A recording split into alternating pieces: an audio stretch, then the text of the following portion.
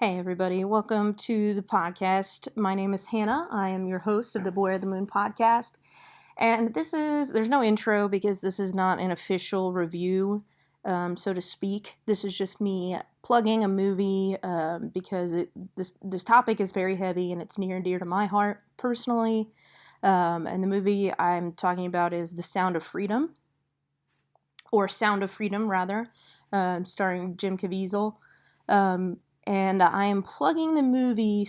I mean, it's a good movie, but I'm plugging it specifically because of the topic it deals with, and that is the child sex trafficking ring globally.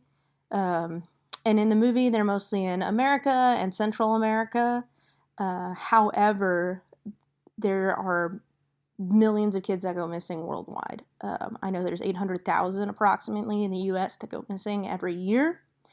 I know that the U.S. is a giant hub for sex trafficking, believe it or not. It happens all the time, right under our noses. I, myself, am a victim of child sex trafficking, which is why this movie is very important to me. I wasn't sure how I would feel about it until I saw it.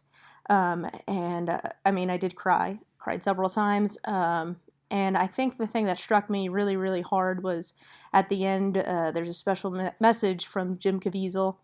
And he talks about how, this isn't about Tim Ballard. This is about the children in the movie. This is about them and their story. And I want to encourage people to go see it. It's not technically a horror movie, but it's real life horror. It's got classified as a horror movie, but it is horror. It is a tough movie to sit through and watch, especially if you've lived through it. I mean, thank God I'm really good about taking my medications. But it's a tough movie, like I said, to sit through and watch. But I think the two worst things you could ever say to a victim of any kind of sexual crime, especially violent sexual crimes, is the first foremost is something along the lines of, I don't believe you. You're making that up. That's crazy. You're lying. You're exaggerating. Any of those things. Anything to, say that they're not telling the truth is just one of the most painful things to hear, which is why not a lot of victims go out and talk. That's why you get stories like Tim Ballard's rather than the Aguilar children in the movie. You get his perspective versus their perspective, because what they lived through, they should never have to relive it. But when you tell your story, you do relive it to some extent. And I can't even describe that to you. Especially, I'm trying to be more concise with this one, which is why, of course, it's not concise. That's why I'm pausing a lot. I'm not doing a lot of editing on this one. I'm trying to get my genuine thoughts out there. So the first thing that you could ever say, like I said, to a victim is, I don't believe you. First worst thing. And the second worst thing you could ever say to a victim is, I don't want to hear it. And it doesn't matter why you don't want to hear it, whether the story is too horrifying, or whether you just don't want to believe them, or whether you're just living with your head in the sand and you don't want to, you're like, I'd rather not know, or it makes me so angry I can't stand it. I think that is probably the second most painful thing you can say to a victim is, I don't want to hear it, which is why I'm encouraging people to go and watch this movie. Jim Caviezel says at the end, this isn't a story about me or Tim Ballard. This isn't about us. This is about these children and what they went through. And they deserve to have their voices heard. And I think it's very important for everyone to be able to recognize child trafficking when they see it. They need to be able to recognize grooming behaviors when they see them. If you don't know what grooming behaviors is, please Google it. Please do research. Protect the children in your life. Protect the children in your, in your friends' households, your household, your sister, your brother's household, your cousin's households. Be proactive and be watching for those things, first of all. But I think also it's just important that everyone be aware of it as a major problem, because it is a major problem. And I think, too, we need to stand up and do something for these kids, because they can't do anything for themselves. They are literally children fighting what is in their eyes giants. And I'm telling you that as a former victim, as someone who's been there, you're fighting giants and it's impossible. It's impossible as a child to escape, in your mindset, so you don't even try. They promise you they're going to hurt you, they're going to hurt your family. In the movie, they talk to the boy and they're like, if you don't do what I say, they're going to hurt your sister, so you better do what I say. And of course, he promises right away to do what he says. And I think it's just very important that we recognize these things and that we be proactive. Everyone needs to be the gatekeeper of innocence. We cannot be ignoring this issue any longer. I mean, in the movie, it addresses the fact that it's growing to be the biggest illegal industry worldwide. And Jim Caviezel's character, Tim Ballard, says, it's even outgrowing the drug industry because you can only sell a bag of cocaine once, but you can sell a child every night, 5 to 10 times a night for the next 10 years. And to think that a kid would actually have to go through that. And there are kids that actually go through that. Some of them don't make it out alive. Some of them get sold off to be, like the movie Hostel. The reason I've never tackled that is because that movie terrifies me. Because I know that happens to some kids. I was very lucky in that I was not trafficked out of the state. I was not trafficked out of the country, off the continent. I was only trafficked outside of my county, which constitutes kidnapping. But because of the fear of how connected my mom was to us, we had someone and we were in a place where we could be found. And my mom knew who were supposed to be watching us. So, they didn't want it to be traced back to them, which is why they threatened the hell out of us. But, yeah, I'm just rambling at this point, and I apologize. But I want to encourage everyone to go see this movie. These children need to have their voices heard. They deserve that at the very least. We need to be proactive in trying to prevent these things from happening. The movie opens up with just crappy, shitty camera footage of kids being taken off the street. So we need to be watching for those types of things. I know that when I got my CDL here in Kansas, they actually make all of the people registering for a CDL in Kansas watch a video against it's Truckers Against Trafficking. And it just shows, it just talks to truckers about, when you're at a truck stop, look for that. Look for signs that people are being trafficked, held against their will, those types of things.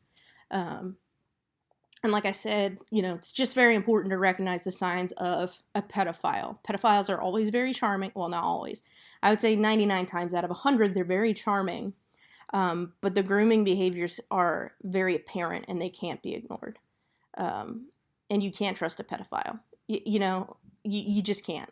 And why, I don't think you should, just because why risk that? That's a risk you shouldn't take, like just sticking your hand in a cobra's den, Sometimes cobras don't bite and, sometimes you get bit and you don't die. Like, that, just don't do that. That doesn't make any sense. So, anyway, I think Sound of Freedom, go see it if you can. It's not going to be in theaters for very long. This movie was actually made 5 years ago, but was blocked several times from entering the theaters. And there's been a lot of just roadblocks in general in the way of this movie coming out. So I would highly recommend you go see it, not because I want the movie to make a ton of money, but because I want everyone to have their eyes opened to this issue. And I know that there are some survivors who are pissed off about this movie because it talks about Tim rather than the children, and it's his story rather than their story that's kind of focused on.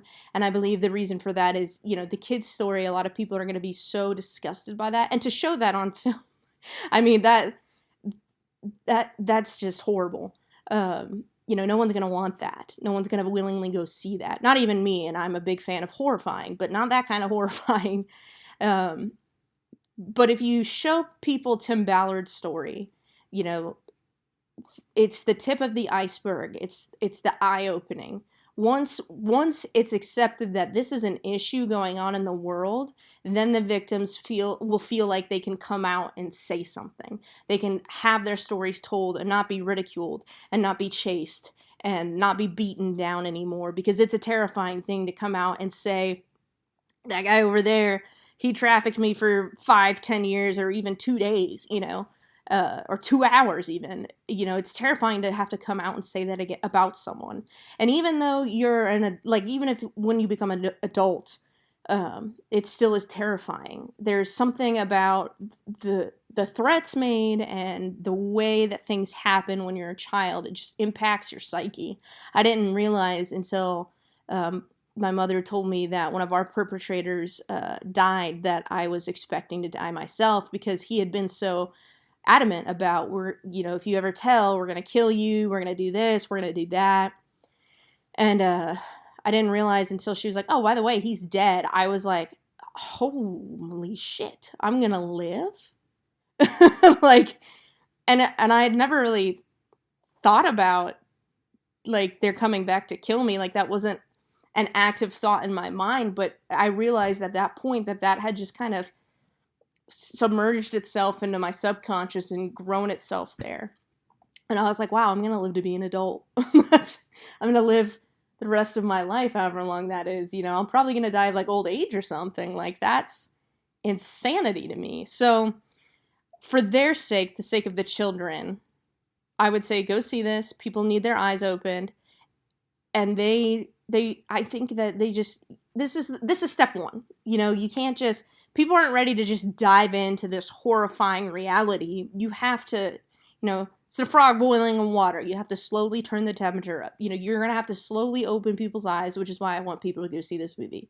So, despite people saying, survivors saying it's bullshit that they didn't show this from the survivor's perspective, just know that you really can't. And I, as a survivor, I wouldn't have wanted that. I don't want people to be subjected to or know about all of the horror that I went through, which is why I won't go into details with strangers about every little thing that happened to me. There are some things that I can't even verbalize to people I do know or people I do trust, or therapists or anything like that. It makes me so sick to think about those things. So, despite all of that, please go see this movie. Not because you're supporting this company or you're supporting Tim Ballard, but because you're supporting the freedom of these children. And that's really all I have to say on it. I say all, it's been like 12 and a half minutes. So thank you for listening. And thank you for clicking this, even though it's not actually a review. It's not actually on a horror movie. I appreciate you listening to my 2 cents on it, because this movie really is, it was very impactful to me, and I think it's going to impact anyone who watches it, and that's what I want, especially as a survivor. And I know that there are others out there who are still surviving these situations or who have not survived these situations. So please go watch this movie. Thank you very much for listening, and I'll see you next time here on the Beware the Moon podcast.